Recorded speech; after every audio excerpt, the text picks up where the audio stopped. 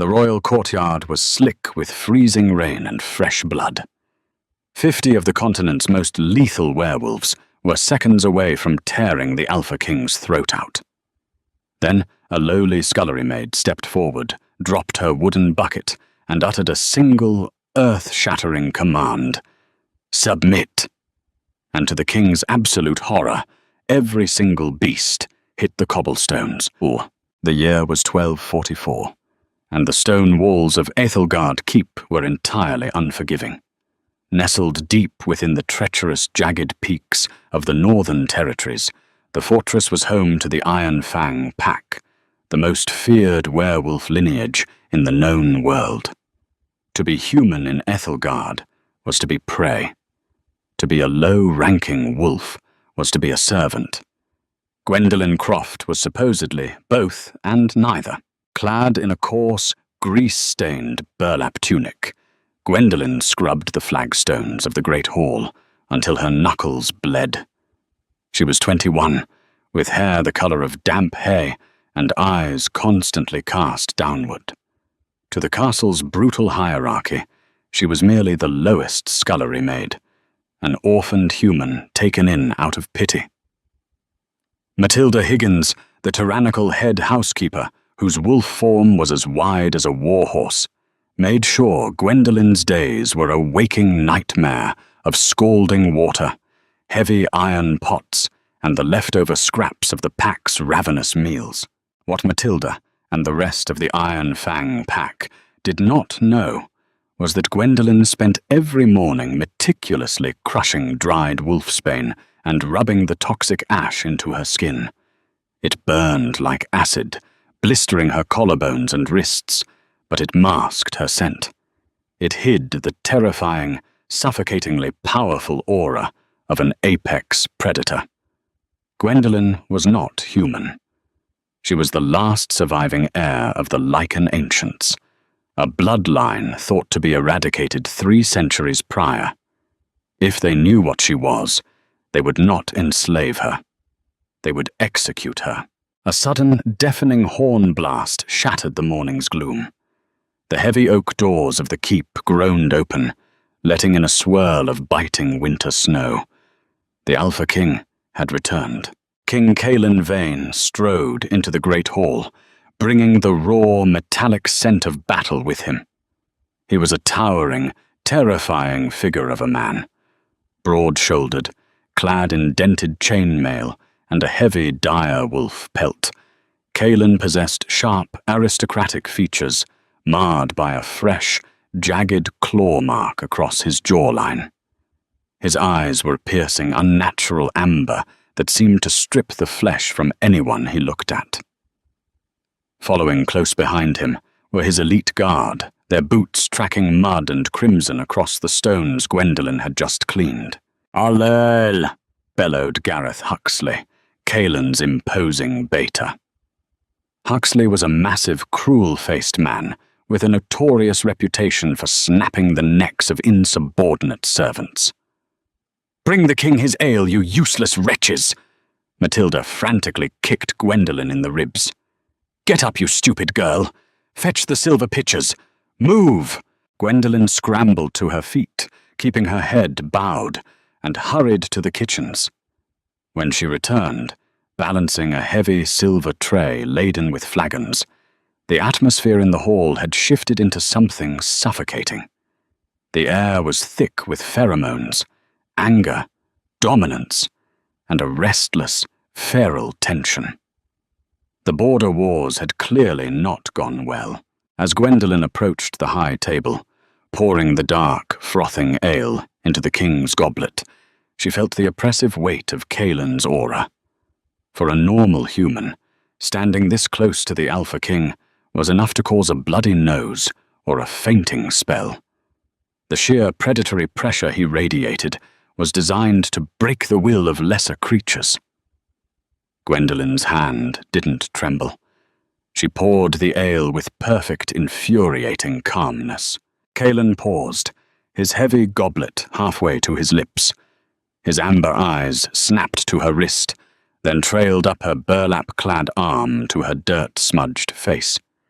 He inhaled deeply, his nostrils flaring. He smelled nothing.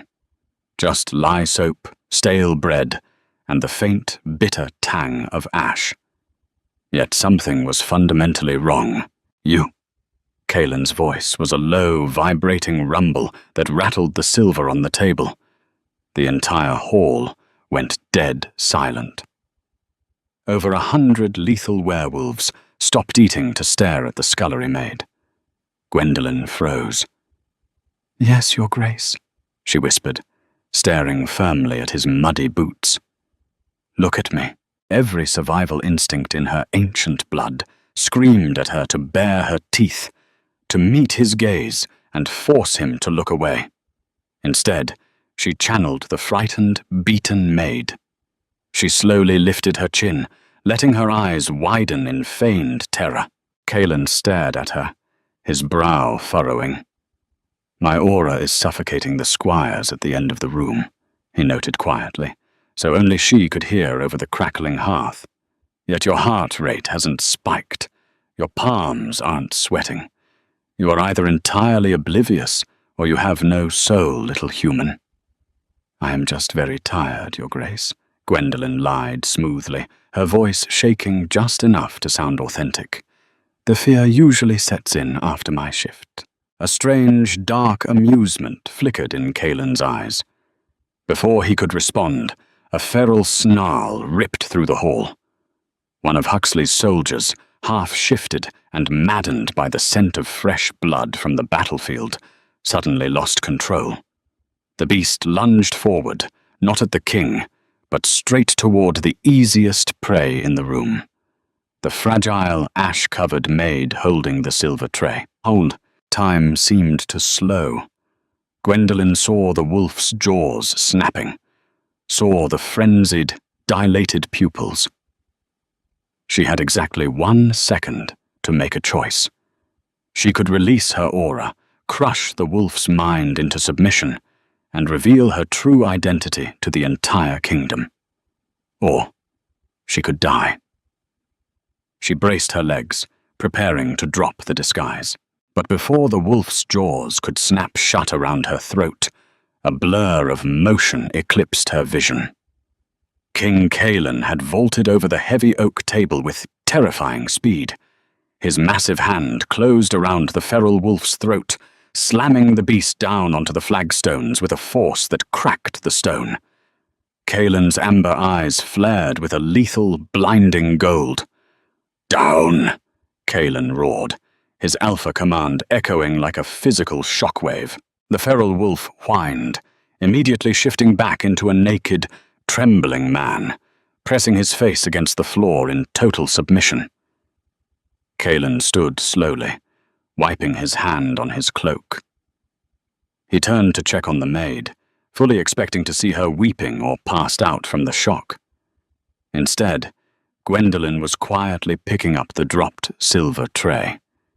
She hadn't even flinched. Kaelin's gaze lingered on her, his mind spinning with questions. Who exactly was scrubbing the floors of his castle? 3 weeks later, the atmosphere in Ethelgard Keep shifted from exhausted recovery to feverish anticipation. The festival of the blood moon was upon them. In werewolf tradition, this was not just a celebration, it was a ruthless political arena. Under the red light of the lunar eclipse, the Alpha's authority was openly tested. Packs from the southern valleys, the western marshland, and the eastern seaboard descended upon the keep, turning the castle into a powder keg of clashing egos and barely suppressed violence. Gwendolen hated the blood moon. The sheer volume of lycanthropes in the castle meant she had to double the amount of wolfsbane ash she rubbed into her skin. Her body ached, her skin was inflamed, and exhaustion gnawed at her bones. "Gwendolen, you lazy wretch!" Matilda's shrill voice cut through the clamour of the kitchens. The head housekeeper threw a beautifully embroidered silk vest at Gwendolen's face. "Wash yourself immediately. You are serving the high table tonight. The king specifically requested you." Gwendolen caught the silk, her stomach dropping. He requested me? Ever since the incident with the feral wolf, King Kaelin had been watching her. Whenever she scrubbed the hearth, she could feel his intense, analytical gaze boring into her spine.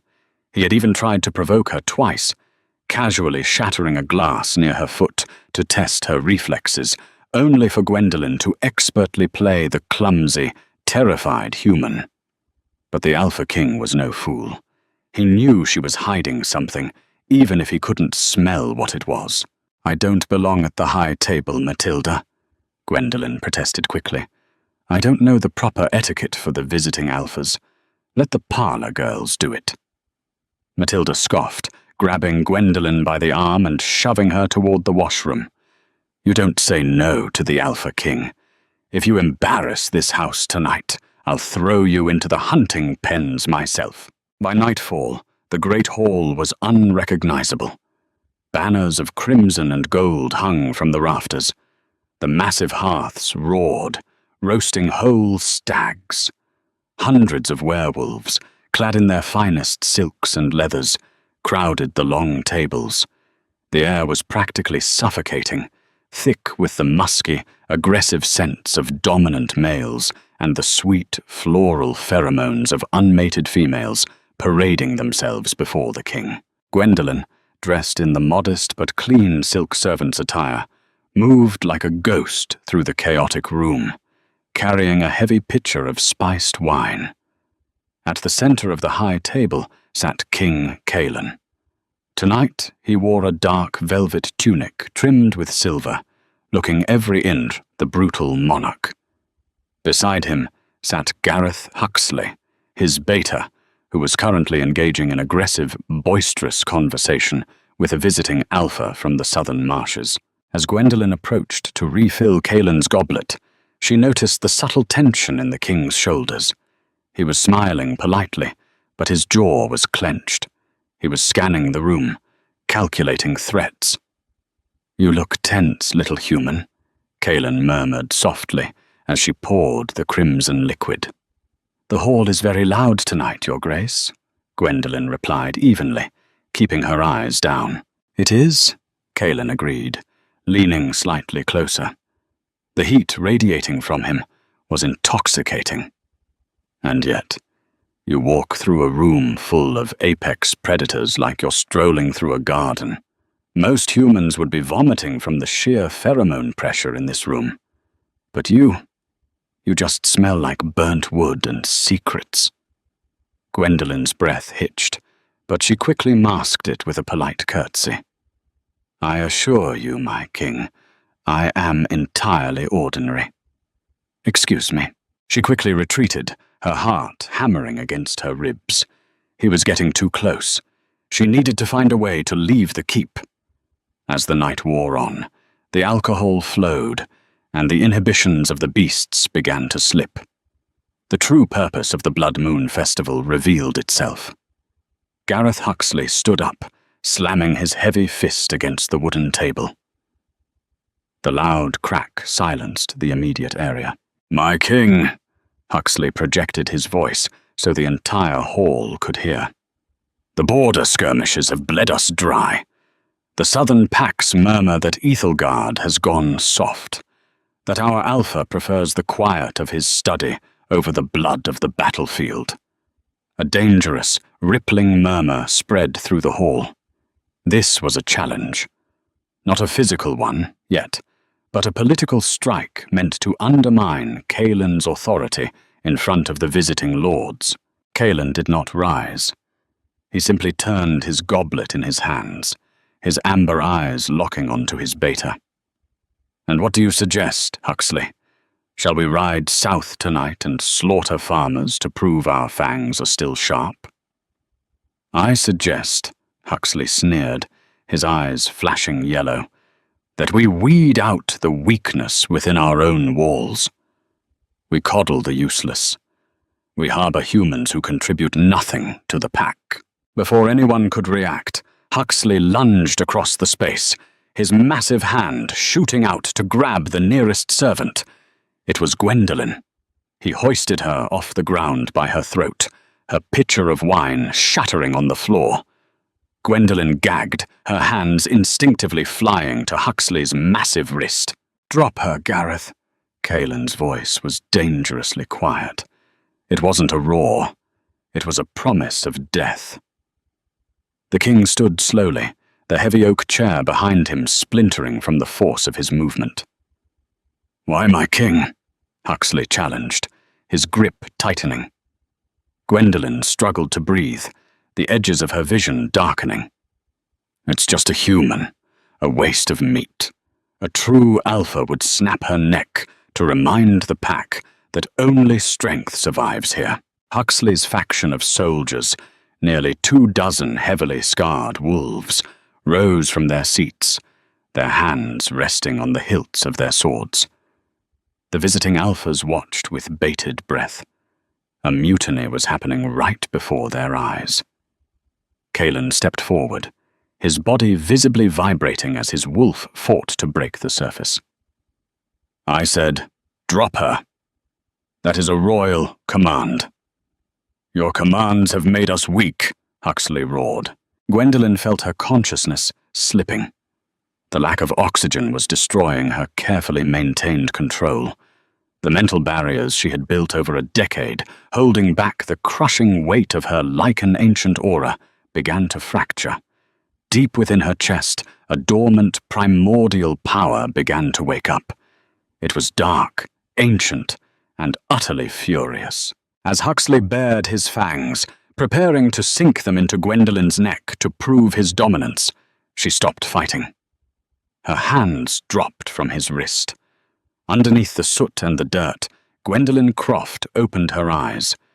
They were not human. They were a glowing, piercing, luminescent silver. The mythical mark of the firstborn lichens. The temperature in the great hall plummeted instantly. The roaring fires in the hearths flickered and died, plunging the room into shadows, illuminated only by the red glow of the moon outside. Huxley froze, an expression of profound confusion crossing his brutal face as a sudden, impossible pressure slammed into his chest. It felt like a mountain had just been dropped on his shoulders. He gasped, dropping Gwendolen to the floor. Gwendolen landed gracefully on her feet, the burlap and silk of her clothing shifting as she stood perfectly straight. She didn't cough. She didn't gasp for air. She simply turned her silver eyes onto Gareth Huxley. The entire hall of 300 werewolves was suddenly paralyzed. King Kaelin stumbled back a step, his own powerful alpha wolf whimpering inside his mind, a reaction he hadn't experienced since he was a pup. The pressure radiating from the small, ash-covered Maid was absolute. It was older than Ethelgard. It was older than the kingdoms themselves. Gwendolen tilted her head, her voice no longer a frightened whisper, but a resonant, overlapping echo that seemed to speak directly into the minds of every beast in the room. "Kneel." The single word echoed through the great hall like thunder, vibrating within the very bones of every werewolf present. Gareth Huxley's knees slammed into the stone floor so hard the wood beneath splintered. His face twisted in unadulterated agony as the invisible weight of a true lichen prime forced him down. He gasped for air, his claws scraping uselessly against the stone, coughing up flecks of dark blood. Around him, the 24 mutinous soldiers collapsed like dominoes, their foreheads pressed against the freezing ground, whining in absolute terror. Even King Kaelin Vane found himself bent double, his hand gripping the edge of the high table so tightly the solid oak cracked. His knuckles turned white, his magnificent amber eyes weighed with a mixture of shock, primal fear, and an intoxicating, inescapable reverence. His inner wolf, a creature that had never bowed to any living soul, was practically begging him to submit to the small, ash-covered woman standing before them. Gwendolen stood perfectly still in the center of the chaos. The illusion of the fragile, pathetic human scullery maid was entirely shattered. The silver light radiating from her irises cast long, ghostly shadows across the darkened hall. The intense, agonizing heat of the wolfsbane ash burning her skin was gone, replaced by the cool, effortless majesty of her ancient lineage. "You spoke of weakness, Gareth Huxley," Gwendolen said, her voice carrying a terrifying resonance that filled every corner of the room. She stepped forward, her bare feet silent against the stones. She stopped inches away from the trembling Beta, looking down at him with cold detachment. "You spoke of weeding out those who contribute nothing, yet you do not even recognize the blood that built the very foundations of this castle." Huxley tried to speak, to utter a curse, but the sheer gravity of her presence compressed his lungs, forcing nothing but a pathetic wheeze from his throat. The fear in his eyes was absolute, a stark contrast to his previous arrogance. With a subtle wave of her hand, Gwendolen dialed back the suffocating pressure just enough to allow the room to breathe. The visiting alphas gasped for air, collapsing onto the tables, staring at her as if she were a ghost stepped out of legend. Matilda Higgins sat frozen in the corner, her jaw slack, completely unable to comprehend that the girl she had tormented for years possessed the power to annihilate them all with a mere breath. Kalen slowly straightened his posture, his chest heaving as he stared at his maid. The pieces of the puzzle finally fell into place. The lack of scent, the unnatural calm in the face of danger, the effortless resilience. She wasn't a soulless human. She was a god walking among wolves. He could feel the fated mate bond, previously muted by the ash, suddenly roaring to life like a wildfire within his chest. "The Lycan ancients," Kalen breathed, his voice raw. "The Croft lineage. Your family didn't perish in the Great Purge." "My parents died protecting me, King Kalen," Gwendolen replied, turning her silver gaze to him. The magnetic pull between them electrified the air. It wasn't just the submission of a subject to a ruler. It was the profound, soul-deep recognition of fated equals. "I hid in your kitchens, washing your floors, eating your scraps, because it was the only place your ruthless hunters would never think to look for royalty. I disguised my scent with agonizing pain every single day." Before Kalen could answer, a sudden, panicked shout shattered the tension from the back of the hall. The heavy oak doors burst open again, and a bloody scout from the outer wall stumbled inside, collapsing at the threshold. "My king!" the scout cried out, his voice trembling. "We are under siege. The Valerius clan. Lord Roderick Belmont has breached the lower valley.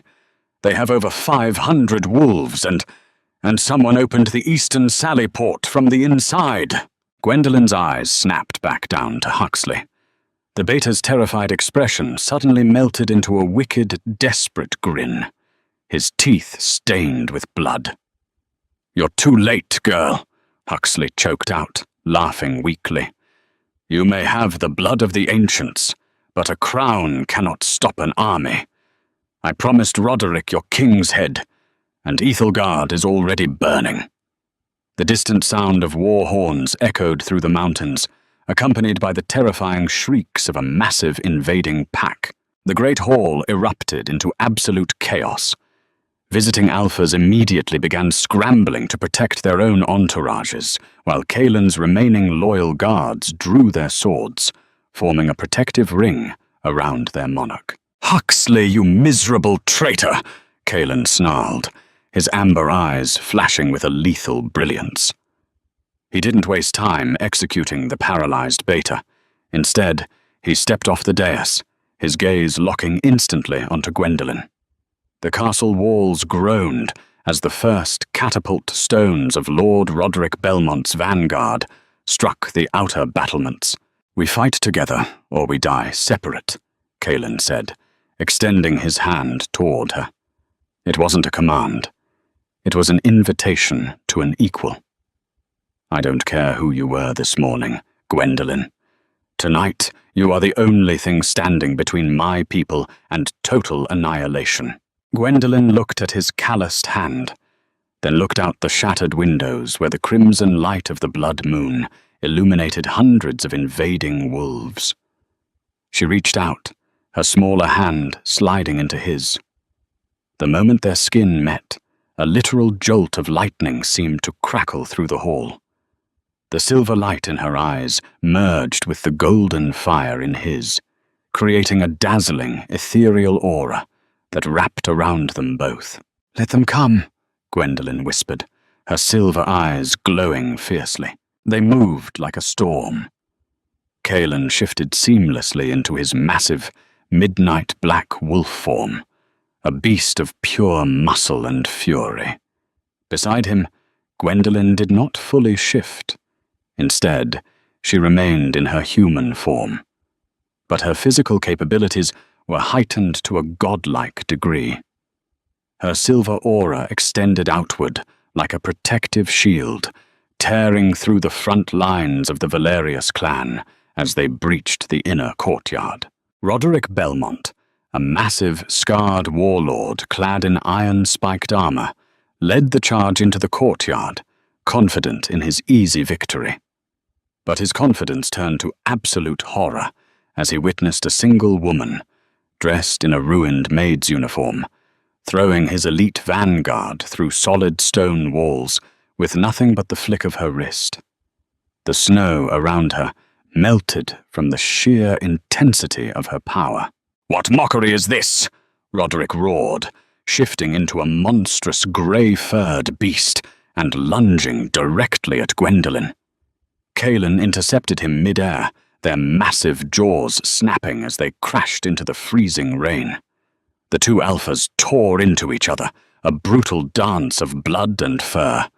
But Roderick's forces were too numerous, and 3 other invading pack leaders rushed to flank the king, their claws aimed at Kaelin's exposed throat. They wanted to end the Vane dynasty forever. Gwendolen saw the incoming strike. She closed her eyes, tapping into the absolute reservoir of her ancestral power, letting the remaining wolfsbane ash burn away completely from her soul. She inhaled the crisp winter air and let out a roar that wasn't human, nor was it a simple wolf's howl. It was the ancient, primordial voice of the firstborn. "Cease!" The shockwave of her voice literally blew the clouds away from the moon, sending a ripple of physical force across the entire courtyard. All 500 invading wolves froze in mid-stride. The 3 pack leaders flanking Kaelin dropped to their bellies, their limbs locking up as if bound by iron chains. Roderick Belmont was pinned to the earth under Kaelin's paws, utterly unable to move a single muscle, his eyes wide with a sudden, suffocating realization of his own mortality. The battle was over in a single second. The entire royal pack, along with the invading army, lay completely paralyzed in the freezing mud, subdued by a single maid. No one dared to lift a weapon, or even breathe loudly under the watchful gaze of the silver-eyed queen. Gwendolen walked calmly through the sea of defeated beasts, her silver hair flowing in the wind. She stopped beside Kaelin, who shifted back into his human form, breathing heavily. His eyes filled with an undeniable, fierce pride. "The traitor Huxley is dead, executed by his own men in the hall," Kaelin announced, his voice carrying over the silent, defeated army. He looked down at Roderick, then up at Gwendolen.